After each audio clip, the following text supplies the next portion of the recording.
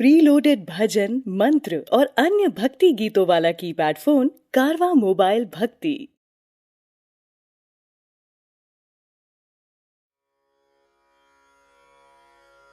नमस्कार, मैं शैलेंद्र भारती आपके सामने प्रस्तुत हुआ हूं शिव पुराण से एक और कहानी को लेकर, जिसका विषय है चंद्रमा को श्राप।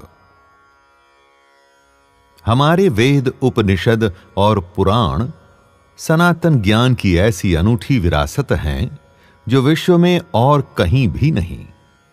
इन सब में ऐसी जानकारी और प्रेरणा है जो आज हजारों वर्षों के बाद भी हमें जीवन जीने को प्रोत्साहित करते हैं।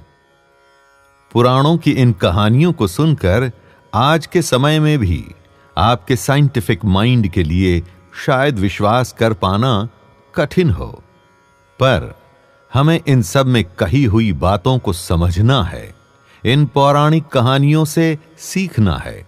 इसके लिए आपको साइंस को झुटलाने की भी आवश्यकता नहीं पड़ेगी, और जो हमारे ऋषि मुनि इस कहानी के मीडियम से हमें सिखाना चाहते थे, वो बात भी पूरी हो जाएगी। दोस्तों, चंद्रमा को तो आपने देखा ही होगा और रोज ही तो देखते हैं। उसके रूप को, उस पर पड़े काले धब्बे हम सबको मालूम है, और ये भी जानते ही हैं कि कैसे यही चंद्रमा शिव जी के मस्तक या उनकी जटाओं पर विराजमान है। इन सब के कारणों को जानते हैं शिव पुराण की ली गई आज की इस कहानी से, जिसका विषय है चंद्रमा को श्राप। यह कहानी आपको पूरी जानकारी देगी। स्कंद, मत्स्य, पद्म और अग्नि पुराणों में भी चंद्रमा के जन्म का वर्णन है, लेकिन आज की हमारी कहानी में वो आवश्यक नहीं। आज तो हम ये जानेंगे कि कैसे बड़े से बड़ा घमंड चूर होता है, और यदि आप अपने घमंड को छोड़ने के लिए तैयार हो जाएं, तो स्वयं शिव आपको अपने मस्तक पर धारण कर सकते हैं।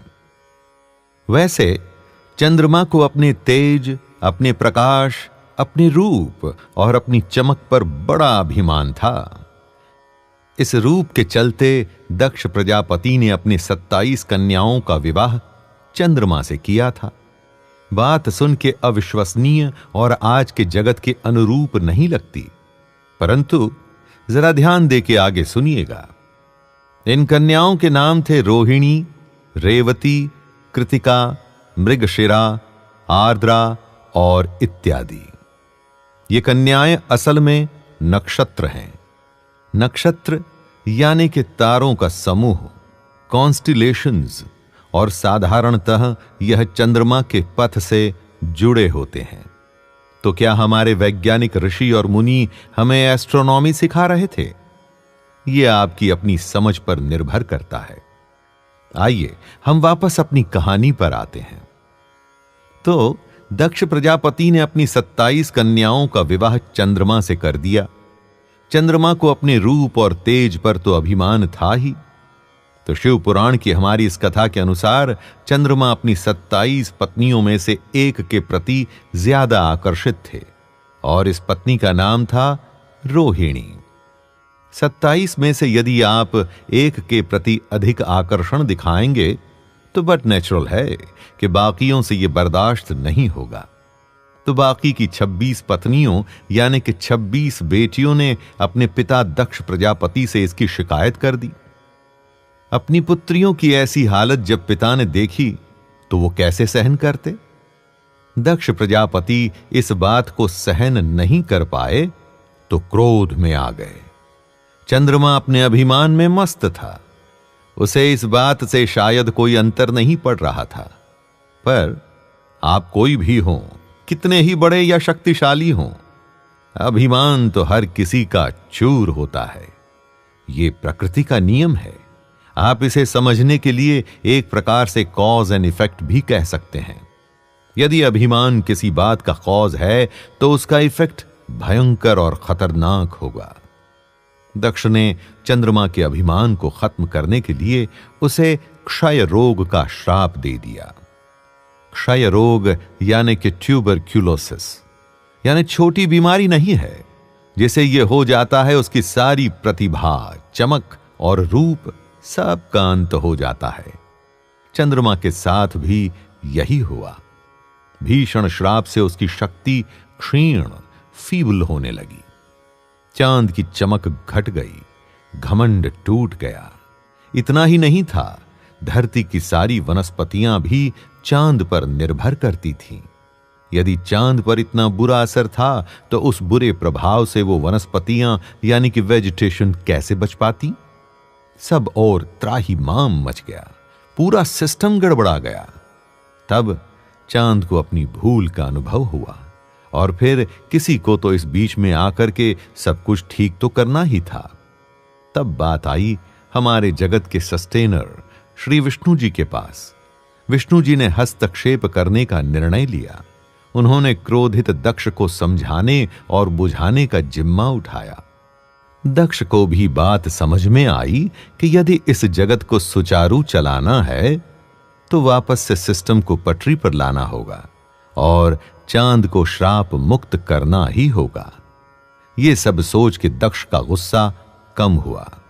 वो अपना श्राप वापस लेने के लिए तैयार हो गए, परंतु उन्होंने शर्त रखी कि चंद्रमा फिर से चमकने का वरदान पा तो सकता है, परंतु उसके कुछ नियम होंगे, जैसे कि चांद का प्रकाश कृष्ण पक्ष में क्षीण होता जाएगा।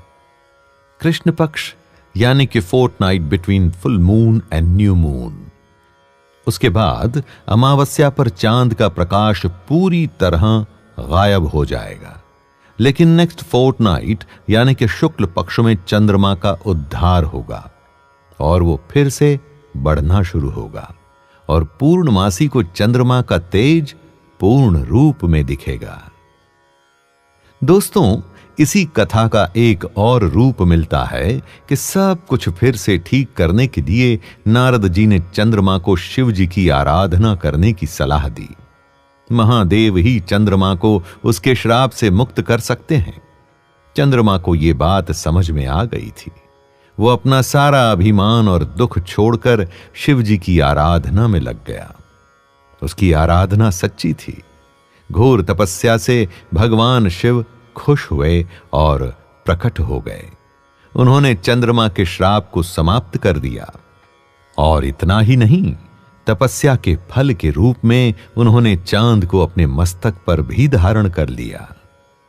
दोस्तों, एस्ट्रोनॉमी हमें बताती है कि चंद्रमा जब 27 नक्षत्रों का चक्कर लगा लेता है तब एक मास पूरा होता है और ज्योतिषाचार्यों के अनुसार चंद्रमा की उतरती और चढ़ती कलाओं से ही तिथियों व माह के कृष्ण व शुक्ल पक्षों का निर्धारण होता है। देखा जाए तो आज के विज्ञान और हजारों साल पुरानी बातों में कोई बहुत अधिक अंतर नहीं है। आज हम चंद्रयान से चांद पर पहुंच गए हैं, पर चंद्रमा की मूवमेंट की जानकारी हमें हजारों सालों से थी। इस कहानी की हर एक जानकारी यानी कि तथ्य आपको विज्ञान की कसौटी पर खरे ही दिखेंगे। हां, इसमें जो घटनाएं घट रही हैं उनसे आप जीवन की सीख और मोटिवेशन प्राप्त कर सकते हैं। चंद्रमा जो एकदम श्वेत और चमकदार था, जिससे पूरी धरती की वेजिटेशन फलती फूलती थी, उसका भी घमंड एक पल में खत्म हो गया। उसके श्वेत रूप में धब्बे पड़ गए। उसकी चमक 14 दिन बढ़ती और 14 दिन घटती है। एक दिन वो पूरी तरह से गायब होता है तो एक दिन अपने पूरे तेज के साथ धरती को जगमगा देता है। ऐसे ही अपने रूप, अपने हुनर या अपनी कुशलता पर इतना भी घमंड मत कीजिए दोस्तों कि जिस दिन उसे खो दें तो आपका अस्तित्व ही खत्म हो जाए। और सीख इतनी ही नहीं है, मोटिवेशन इस बात से भी आप ले सकते हैं कि यदि आपसे कभी कोई भूल हो गई है तो उस भूल को समझकर, उसे जानकर वापस से उसे सुधारने में लग जाइए। ईश्वर या अपने काम में अपना पूरा अस्तित्व झोंक दें। भगवान वापस से आपको वो देंगे जो आपके पास था। इसी बात के साथ मैं शैलेंद्र भारती आपसे आज्ञा लेता हूं और फिर से हाजिर होऊंगा शिव पुराण की दूसरी कथा के साथ। धन्यवाद।